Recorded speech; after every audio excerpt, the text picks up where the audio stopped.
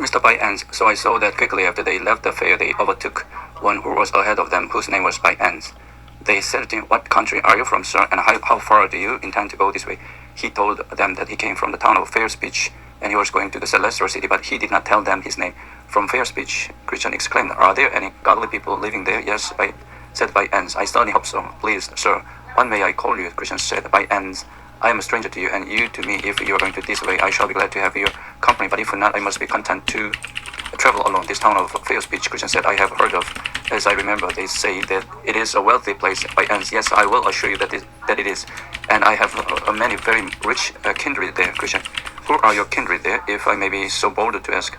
By Ends. "Almost the whole town, in particular my Lord Turnabout, my Lord Time Server, my Lord Fairspeech, from whose ancestors that town first took his name. Also Mr. Smoothman, Mr. Facing Both Ways, and Mr. Anything.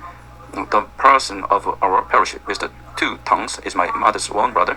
To tell you the truth, I have become a gentleman of good quality. My great-grandfather was but a waterman, looking one way and rowing another, and I got most of my estate by the same occupation." Christian. "Are you a married man?" By Ends. "Yes, my wife is a very virtuous woman and the daughter of a virtuous woman. She was my lady Faining's daughter. Therefore, she came from a very honorable family. She has arrived to such a height of good breeding and that she knows how to behave towards all kinds of people, whether prince or peasant. It is true that we somewhat differ in religion from those of the stricter sort, but only in two small points.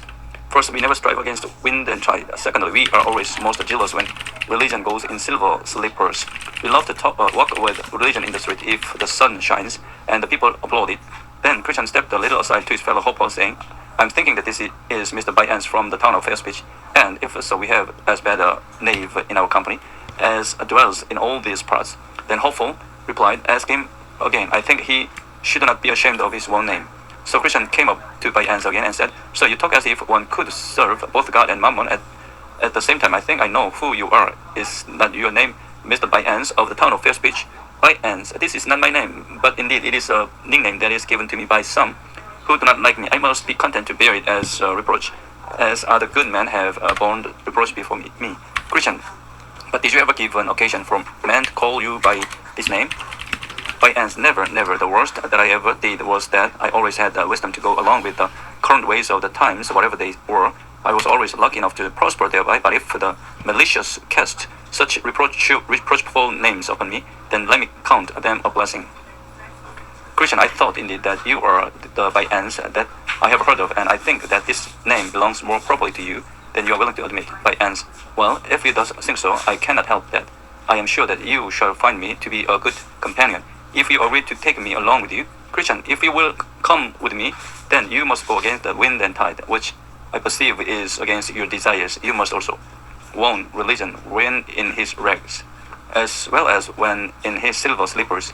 You must stand with him, too, when he is bound in iron chains, as well as when he walks the streets with applause."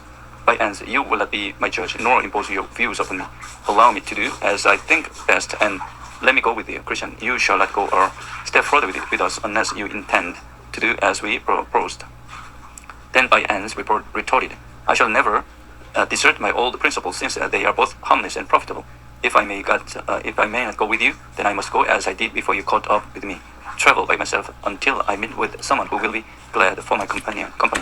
Now I saw in my dream that Christian and Hopeful forsook Mr. By Ends and kept their distance ahead of him. Looking back, they saw three men following him. As they come up to him, he made a very low bow as he greeted them, and they gave him a compliment. The men's names were Mr. Hold the World, Mr. Moneylove, and Mr. Save All. They all were men that Mr. By Ends had formerly been acquainted with, for in their youth they were school fellows and were taught by one Mr. Gripman, a schoolmaster in Loughgate, which is a market town in the county of Coviding in the north. This schoolmaster taught them the art of prospering, either by violence, deceit, flattery, lying, or by putting on a pretense of religion. These four gentlemen had attained much of the art of their master, so that each of them could have run such a school themselves well. When they had thus greeted each other, Mr. Moneylove said to Mr. By Ends, "Who are those two people on the road before us?" For Christian and Hopeful were yet within view. By Ends. "They are culpable, distant countrymen who, in their strange manner, are going to pilgrimage." Mr. Moneylove, "Alas, why did they not wait that we might have had their great company, for we are all going on a pilgrimage. By ends, indeed we are, but the men ahead of us are so rigid and love their own notions so much, and so lightly esteem the opinions of others, that let a man be ever so godly, yet if he does not agree with them in all things, they will thrust him out of their company. Mr. Save all, that is bad. We read of some who are overly righteous, and such man's rigidness prevails with them to judge and condemn all others but themselves. Please tell me what and how many were the things wherein you differed from them. By ends, why, after they had a strong manner, they conclude that it is their duty to push ahead on their journey in all weathers. But I am for waiting for more favorable winds and tides, therefore risking all for God at any moment, but I am in favor of taking all advantages to secure my life and estate. They are for clinging to their beliefs, even though all other men are against them. But I am for religion, even when it is contemptible and in rags. But I am for religion only when it works in golden slippers, in the sunshine and with applause. Mr. Hold the world exactly good. Mr. By ends, for my part, I count him to be a fool who, having the liberty to keep what he has, shall be so unwise as to lose it. Let us be wise as serpents. It is best to make hay when the sun shines. You see how the bee lies still all winter, and bee stirs itself only when it can have profit with pleasure. God sometimes sends rain and sometimes sunshine. If they are such fools to go through the storm, yet let us be content to only travel in fair weather. For my part, the religion that I like the best allows us to have God's earthly blessings, for it is only reasonable that since God has bestowed upon us the good things of this life, that he would ever keep them for his sake. Abraham and Solomon grew rich in religion, and Job says that a good man shall lay up gold as dust. But we must never be as the man ahead of us, if as you have described them. Mr. Save all, I think that we all agreed on this matter, and therefore we need no more discussion about it. Mr. Money Love, indeed, we need no more discussion about this matter, for the one who believes neither scripture nor reason.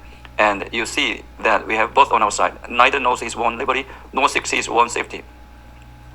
By ends, my brethren, as you know, we all going on pilgrimage, therefore to divert our attention from base things, allow me to propound this question unto you. Suppose a man, a minister, or a tradesman should have an opportunity before him to obtain the good things of this life, yet he cannot obtain them unless, in appearance at least, he becomes extraordinarily jealous in some points of religion which he had no interest in beforehand.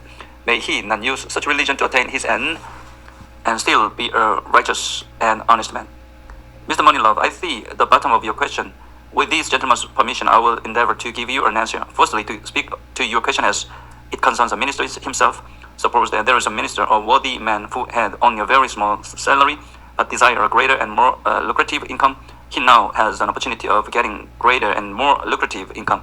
He now has an opportunity of getting it, but only by being more studious, by preaching more frequently and zealously, and because the disposition of the people requires it, by altering some of his principles.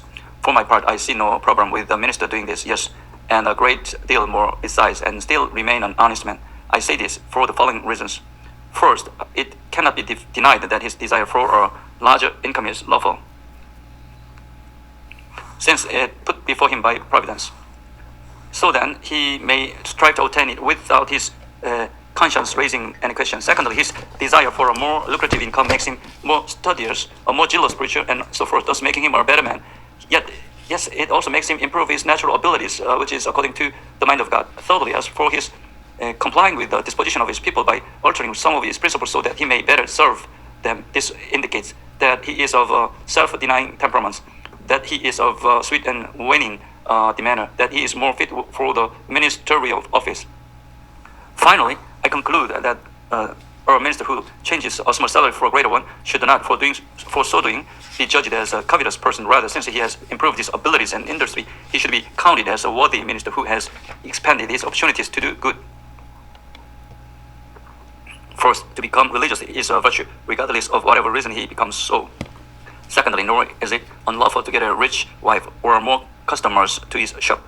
Lastly, the man who gets these by becoming religious gets that which is good from those who are good by becoming good himself. So then, here is a good wife and a good customers and good gain, and all these just by becoming religious, which is good. Therefore, to become religious to get all this is a good and profitable endeavor. This answer made by Mr. Moneylove to Mr. By Ann's question was highly applauded by them all. They therefore concluded that it was most wholesome, advantageous, and unable to be contradicted because Christian and Hopeful had opposed Mr. Bai Ans previously. They jointly agreed to challenge them with the same question as soon as they caught up with them, for they were still within sight. But they decided that old Mr. Hold the World and not Mr. Bai Ans should propose the question to them, for they supposed that Christian and Hopeful's discussion with Mr. Hold the World would be less heated. So they called after Christian and Hopeful, and they stopped and stood still until the four men caught up to them. After a short greeting, Mr. Hold the World put forth the question to Christian and Hopeful and asked them to answer it if they could. Christian: even a baby in religion may answer 10,000 such questions. For if it is unlawful to follow Christ for mere loves, then how much more abominable it is to attempt to make him and religion into an instrument to gain and enjoy the world. Nor do we find any other than heathen, hypocrites, devils, and sorcerers who are of his opinion. First, the heathen are of this religion, for when Hamor and Shechem desired to obtain the daughter and the cattle of Jacob, they were told that there was no way for them to procure them but by becoming circumcised. So they reasoned, will not their livestock and their property all become ours? Therefore let us consent to their request. Jacob's daughter and his cattle were that which they thought to obtain, and their religion was the stalking horse they made use of in attempting to procure them. You may read the whole story in Genesis chapter 34, verse 20 to 23. Secondly, the hypocritical Pharisees were also of this religion. Long prayers were their pretense, but to get widows' houses was their intention, and greater damnation was their judgment from God.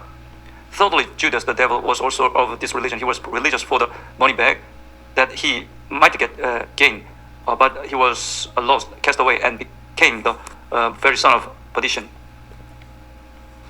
Thirdly, Judah the devil was also of this religion. He was religious for the money bag, but he might get gain, but he was lost and cast away and became the very son of perdition. Fourthly, Simon the sorcerer was of this religion also, for he desired the power of the Holy Spirit, so that he might make gain. His condemnation from Peter's mouth was suitable. May your money perish with you, because you thought you could purchase the gift of God with money. Fifthly, I am so mindful that the man who takes up religion for the world will also throw away religion for the world. For as surely as Judas contrived to obtain the world by becoming religious, so just as surely he also sold his master and religion for money. Therefore, to answer the question affirmatively as you have done, and to accept such an answer as satisfactory, is both heathenish, hypocritical, and devilish, and your reward will be according to your works. Then they stood staring at each other, not knowing how to answer Christian, so there was a long silence among them. Therefore Mr. Bai Ans and his friends began to lag behind, so that Christian and Hopeful might travel on ahead of them.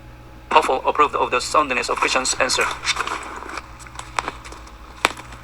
Hopeful approved of the soundness of Christian's answer. Then Christian said to his fellow traveler, if these men cannot stand before the sentence of a man, then what will they do when they stand before the sentence of God? And if they are speechless when dealt with by vessels of clay, then how will they respond when they are rebuked by the flames of the devouring fire?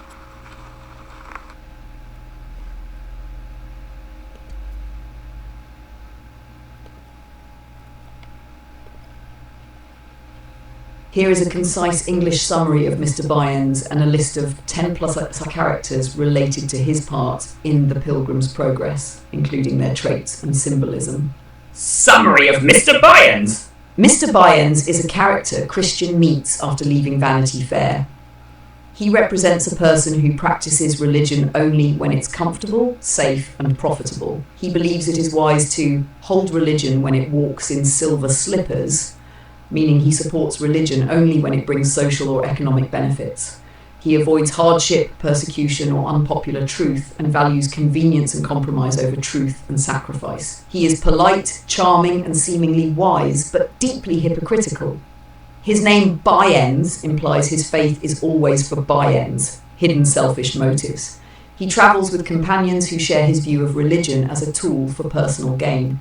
Here is an English summary of Mr. Moneylove's argument and Christian's refutation in The Pilgrim's Progress. This interaction is one of the clearest moments where Bunyan contrasts worldly religion with true faith. Mr. Moneylove's argument summary: Mr. Moneylove believes that religion is acceptable when it brings personal gain.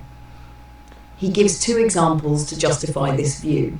One, a minister, a pastor moves to a better paying parish. He agrees to preach in a way that pleases the people and gains popularity. Mr. Moneylove calls this wise and godly because it brings both material gain and public favour. 2. A businessman. A man becomes religious to attract wealthy clients or marry into a rich family. Mr. Moneylove says there's nothing wrong with using religion for such goals as long as it benefits him. Main idea: it is not only acceptable but wise and good to use religion to gain wealth, status,